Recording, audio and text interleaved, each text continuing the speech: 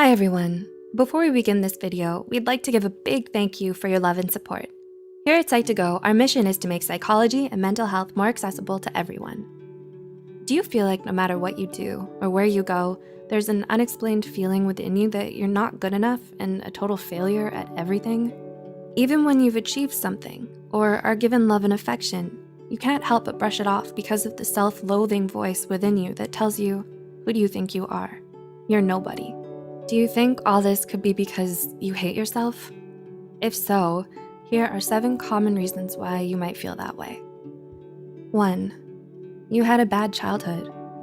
Growing up in a toxic home environment and living with a dysfunctional family can be extremely damaging to a person's mental health and self-esteem.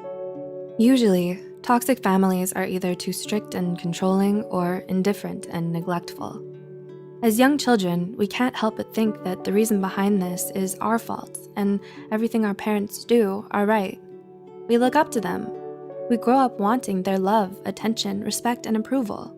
And the more it's denied, the more we desire it. Want to know more? You can watch our video titled 8 Ways Your Childhood Affects Your Lifestyle. 2. You had a rough time at school. Were you ever bullied by anyone? Do you struggle to fit in and make friends? Social crises like these can cultivate feelings of shame, self-doubt, and self-hatred. You'll start to ask yourself, why is this happening to me? And why don't people like me? Is there something wrong with me? 3. You struggle with past trauma. Is there a specific incident in your past that caused you to feel this way? It doesn't necessarily have to be from childhood. Maybe it was the absenteeism of a parent, a nasty breakup, the death of a loved one, or an abusive relationship. People tend to define themselves based on their experiences in life. When something terrible happens to you, it's hard not to feel as if you deserve it. Thus, the trauma of your negative past experiences can manifest as denial, defeat, or self-hatred. 4. You feel disconnected. This reason is much more philosophical than the rest, but it takes its roots from existential psychology. One of the pioneers of this field, Rollo Rees-May, believed that self-hatred is what happens when we become too egocentric and focused on ourselves. It leads to a feeling of disconnect between us, others, and the world. This leads to feelings of unexplained loneliness, emptiness, and meaninglessness. When we think too much about everything only from our point of view and fail to realize our place in the universe, we deny ourselves the opportunity to fulfilling our greatest potential, and thus unknowingly hate ourselves for it. 5. You don't have social support. Based on a study by Kleeman and Liu, in 2013, social support has been shown to be a very important protective factor against trauma and depression. So, when you have no one in your life who you can count on to be there for you in times of distress and emotional need, it further reinforces your feelings of self-loathing. From family to friends to colleagues, a lack of meaningful, intimate relationships in your life can make it harder for you to feel loved, cared for, and accepted. 6. You're always comparing yourself to others. Do you find yourself comparing yourself to other people and competing with them to be better? It's emotionally exhausting.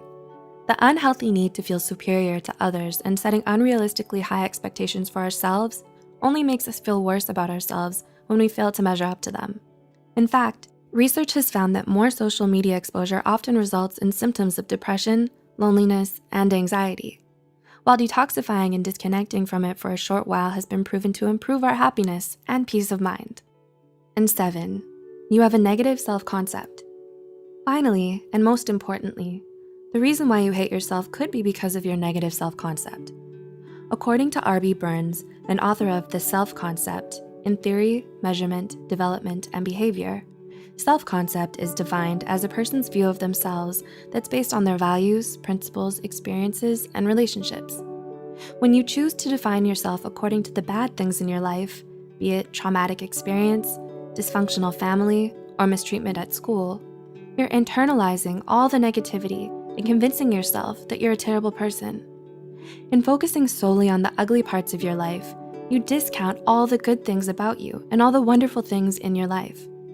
You're allowing all of those horrible things to have power over you and dictate how you feel about yourself. Does this sound familiar? There's no quick fix to overcoming your self-hatred, especially if you've been struggling with it for a long time now. Feelings of insecurity don't just disappear overnight. But the good news is that we don't have to resign ourselves to such a miserable fate, because with time, hard work, and dedication, it gets better. The first step to the road to recovery is to understand the reason why you hate yourself and to come to terms with it. Do you relate to any of these points explained in the video? What other reasons did we miss out on?